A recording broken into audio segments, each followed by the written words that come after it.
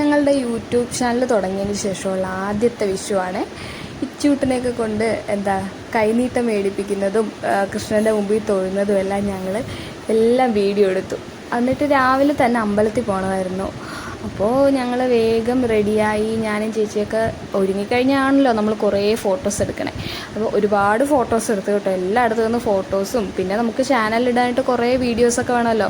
വീഡിയോയും എല്ലാം എടുത്തു. അപ്പോൾ ഞങ്ങൾ പോയത് ഇടപ്പള്ളി ഗണപതി ക്ഷേത്രത്തിലാണ് കേട്ടോ.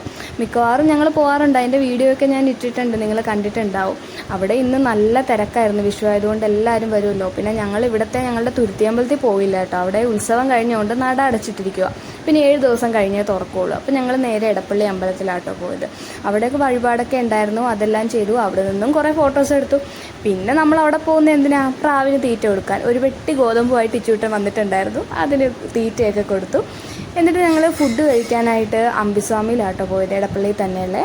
അപ്പോൾ അവിടെയും ഭയങ്കര തിരക്കാണ്. ഈ പറഞ്ഞ പോലെ തന്നെ വിഷുവല്ലേ, ഒരുപാട് ആൾക്കാരുണ്ട്.